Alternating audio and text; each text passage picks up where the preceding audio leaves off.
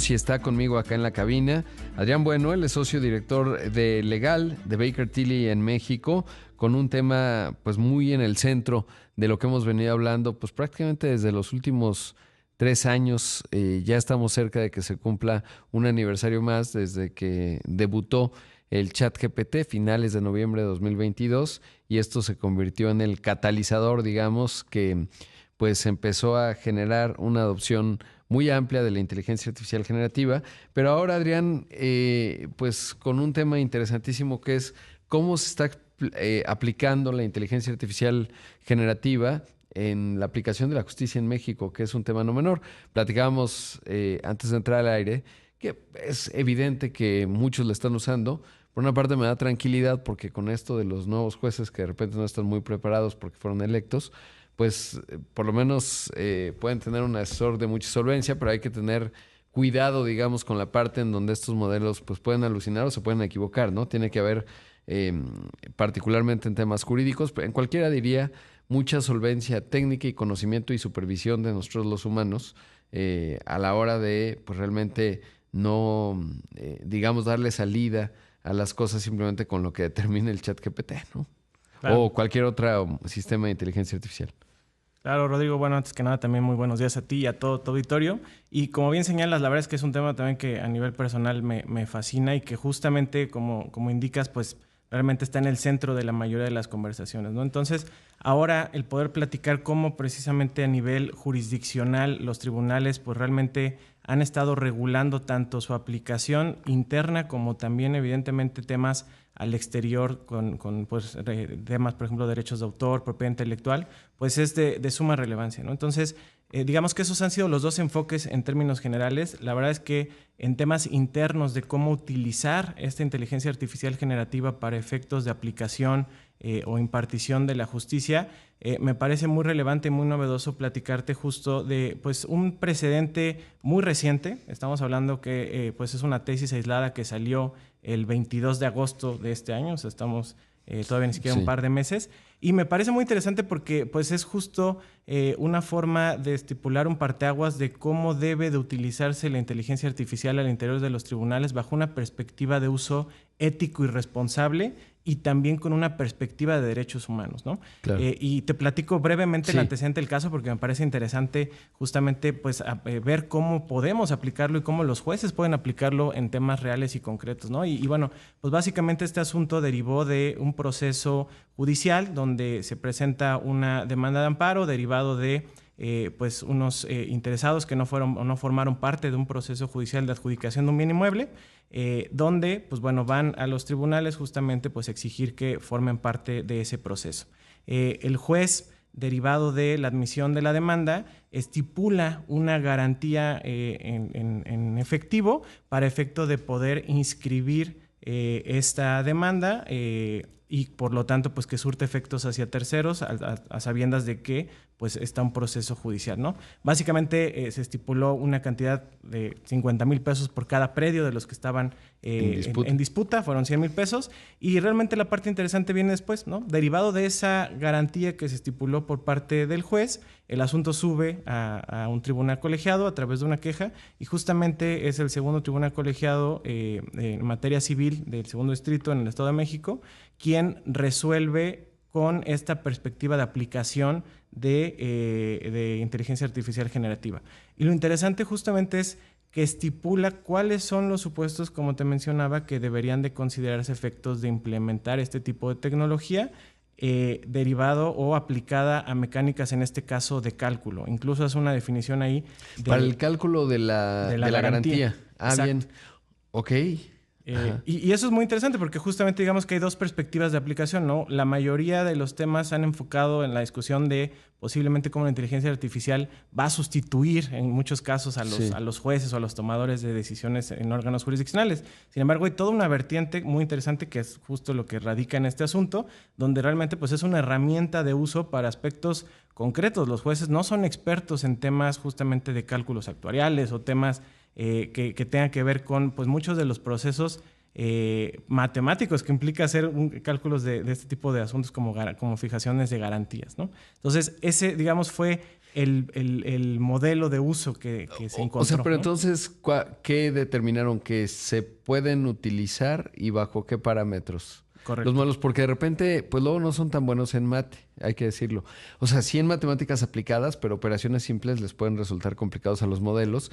Y luego me da mucha curiosidad saber cuáles, ¿no? Porque no es lo mismo las nuevas generaciones, por ejemplo, de Cloud o del propio ChatGPT, que el 22 de agosto todavía, ya se había presentado el ChatGPT 5, pero es muy variable, digamos, todavía el resultado. Gemini, ¿cómo fue o qué determinó? Sí, fíjate que justo esa me parece la parte toral y muy interesante, ¿no? Primero que nada, establece cuáles son estos parámetros de aplicación ética, ¿no?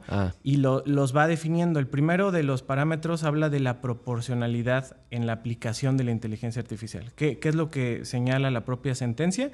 Que la inteligencia artificial generativa tiene que ser una herramienta, ¿no? No tiene que ser el fin en sí mismo. Claro. Un segundo aspecto importante que define es la protección de los datos personales, que es algo que sabemos que nos preocupa en el día a día quienes utilizamos la inteligencia artificial. Entonces, deja muy claro dentro de la resolución que cuando pues justamente corrió estos parámetros o estos prompts, que ahorita entraremos más a ese detalle, dentro de los modelos del lenguaje, no utilizó datos personales de las partes, ¿no? Únicamente se centró en datos concretos de el instituto, de la TIE. Otros parámetros son los tiempos que tarda probablemente en resolverse un asunto, es decir, todo lo que implica realmente el proceso de lo que no van a poder disponer en este caso los dueños o los interesados del bien inmueble, ¿no? El INSP era otro de los parámetros que se estipularon. Entonces son información pública e información que los jueces tienen pues conocimiento como el tiempo que va a durar los procesos, ¿no? Otro de los parámetros importantes que se establece como pues, reglas de uso ético es la transparencia justamente en el uso de la propia inteligencia artificial, es decir, la propia resolución de forma expresa señala que se está utilizando inteligencia artificial y nos señala cuáles son los LLMs que está utilizando. Bien. Que preguntabas justo, digamos, y es interesante, utilizó particularmente, y así lo pone en la resolución, utilizó ChatGPT, utilizó Gemini y utilizó Grok. Son los tres LLMs donde corrió, digamos, este proceso de cálculo de las garantías. Oye, y Adrián, antes, ¿cómo lo habría hecho el juez? Pre-inteligencia artificial. ¿Habría tenido que citar a un actuario o cómo? Pues la realidad es que eso derivaba justamente de muchas de estas nulidades. O sea, hay un parámetro ya establecido a través de jurisprudencia por la Suprema Corte que nos señala que las garantías tienen que considerar dos aspectos principales. Uno son los daños que puede provocar justamente la pérdida del poder adquisitivo del bien que pues en este caso está en disputa, que eso se calcula justo con el INSP, por el tiempo que puede durar el proceso, ¿no? Es como nos lo señala, es decir, la propia Corte nos pone una fórmula la cual tenemos que utilizar. Tienes todo en cuenta la inflación, sí. Exacto. Y nos señala también el perjuicio, que eso pues nos lleva justamente a un tema de pues las ganancias lícitas, el costo de oportunidad que dejaste de percibir. Y ya la propia Corte había estipulado que eso se podría calcular a través de la TIE a 28 días. Pues obviamente anualizando. Claro. ¿no? Debemos hacer un corte, pero ahora regresamos y continuamos porque es fascinante, sobre todo que lo hayan incluido, porque pues la capacidad técnica, digamos, de identificar qué modelos, cómo, bajo qué parámetros, y bueno, pues es fascinante. Esta mañana está con nosotros Adrián Bueno, él es socio director de legal en Baker Tilly México, en esta práctica, con un tema fascinante, porque bueno, Adrián nos cuenta pues de esta sentencia del 22 de agosto, que ya pues se siente el precedente de la utilización de la inteligencia artificial en el proceso de una sentencia en términos del cálculo, que normalmente pues no era necesariamente tan transparente, y ahora me enseñaron la sentencia en términos de cuáles fueron, por ejemplo, las instrucciones, lo que se conoce como prompt, que el juez de manera transparente dice, pues estas son las instrucciones que estoy viendo o que estoy haciendo, y pues todos los involucrados podemos saber, bueno, yo no estoy involucrado ni tú, pero todos los observadores podemos decir, oye, pues aquí a lo mejor podría ser, la instrucción a lo mejor no es tan precisa, etcétera, pero es bien importante para pues darle trazabilidad, digamos, a la decisión. Claro, totalmente, Rodrigo, porque como bien indicas y lo señalábamos, ¿no? La verdad es que si bien ya había una definición de la Corte cómo hacer este tipo de cálculos, la realidad es que en la práctica pues no quedaba tan transparente cómo los jueces llegaban a ese resultado. Y lo interesante justo de esta nueva resolución pues es establecer estas bases para utilizar la inteligencia artificial generativa como una herramienta que apoye para este tipo de decisiones que implican no solo el conocimiento jurídico, sino de otras materias que justamente pues, nos puede ayudar la parte tecnológica. Y eso va de la mano de este principio de transparencia en cuanto a justo realmente mostrar cuál fue el proceso inicial, como bien indicas, de la instrucción, con qué tipo de LLM se está utilizando, en este caso como decíamos que fue ChatGPT, Grok y Gemini, y por último pues cómo fue el resultado que arrojaron este proceso a través de estas instrucciones como bien indicas, ¿no? Y que al final nos lleva al punto para mí más relevante también de estos principios, o 4 principios que se señalaron como principios éticos,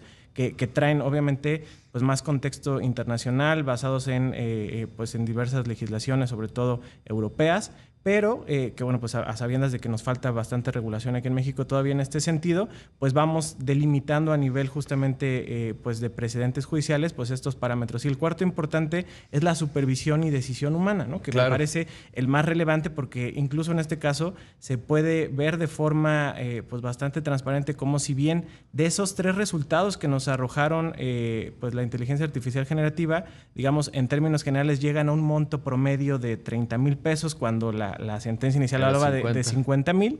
El juez todavía hace un análisis adicional y particular del caso donde incluso llega un monto menor de justamente esa garantía que se estipuló en este caso concreto, ¿no? De ahí lo interesante de ver la interacción entre la inteligencia artificial generativa pues con justamente ya la aplicación del derecho por parte de los jueces, ¿no? Sí, está fascinante. Por ejemplo, yo veía en el prompt, en la instrucción, y ponían ahí la tasa esperada de inflación del INEGI. No hay tal, o sea, el INEGI no cuando uno ve el reporte de inflación, pues te dice la variación mensual y la tasa anual. No hay una proyección.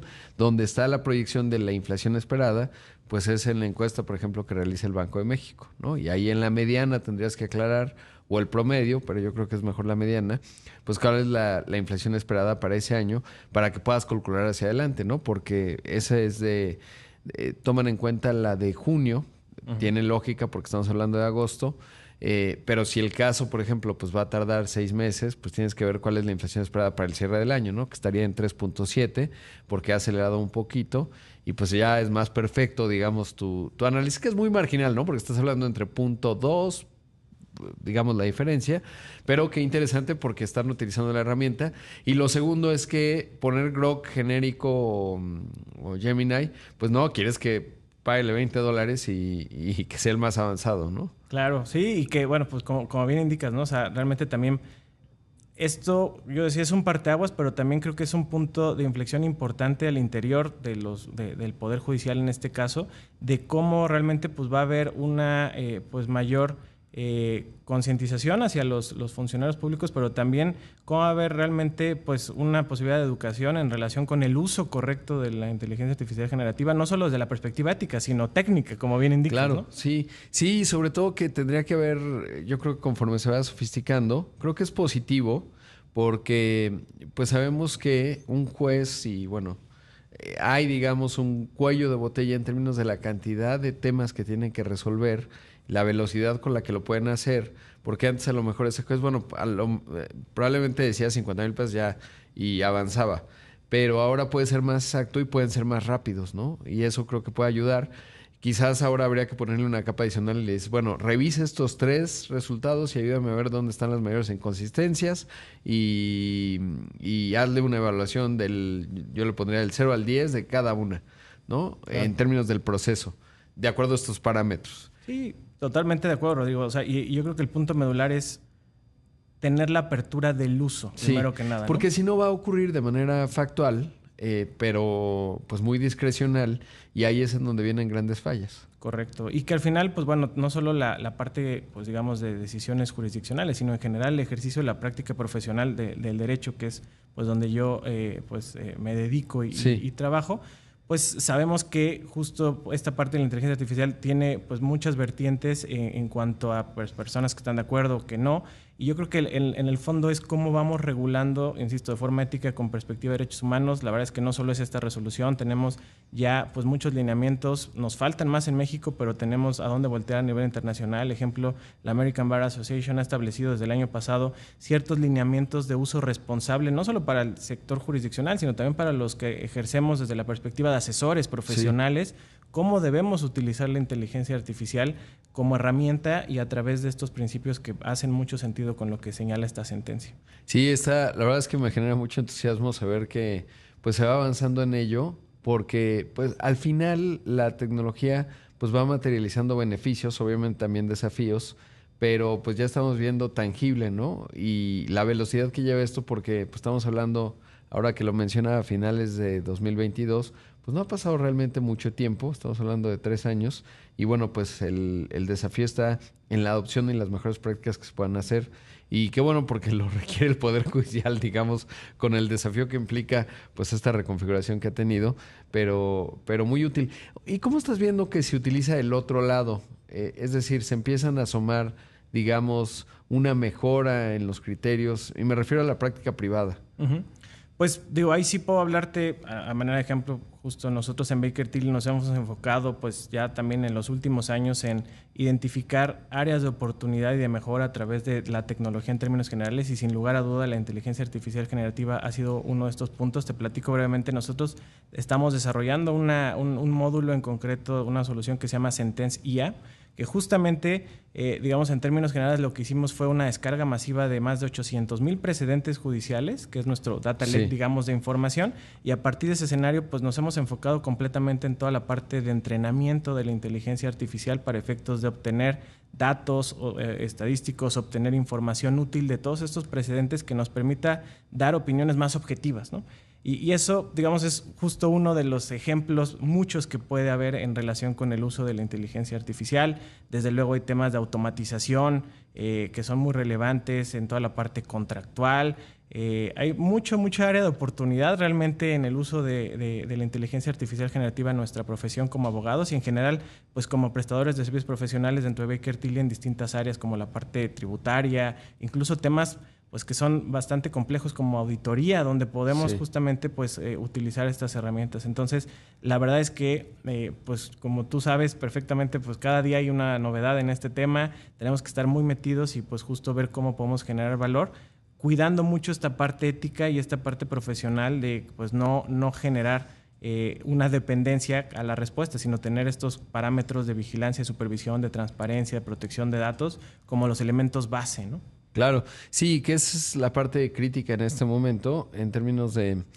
Porque los humanos somos muy dados a rápidamente lo que se automatiza, pues descargas ahí los procesos cognitivos, porque es más fácil, pero esa parte tiene que sí quedar en el componente humano, digamos, en términos de la supervisión, y no solo pues, hacerle control copia a lo que te va diciendo estos mecanismos, porque pues sí son muy potentes, pero todavía presentan algunas fallas y hay criterios subjetivos. Yo como periodista pues lo ves todo el tiempo, o sea, estoy interactuando con ellos, pero hay muchas veces en donde falta sutileza en algunas cosas, contexto en otras, etcétera, y eso, bueno, pues por eso estamos todavía los humanos aquí, ¿no? Si no, pues ya simplemente que todo lo resuelvan los motores de inteligencia artificial. Claro, y también vamos a ir viendo cómo la evolución también a nivel Poder Judicial nuevamente de los criterios trastoca justamente estos procesos creativos ya de las personas que utilizamos en el día a día este tipo de herramientas de inteligencia artificial generativa. No me voy muy lejos. En julio de este año justamente también hubo un precedente muy interesante y relevante por parte de la Suprema Corte de Justicia. Relevante porque, digamos, en términos de novedad, cuando se publicó el proyecto inicial de la resolución, trataba, te cuento brevemente el caso, justamente de pues, una persona física que intentó registrar ante Indautor un avatar creado por inteligencia artificial generativa. El asunto llegó hasta la Suprema Corte y en el proyecto se pretendía señalar que cualquier creación elaborada por inteligencia artificial generativa de inmediato pasaba directamente al dominio público.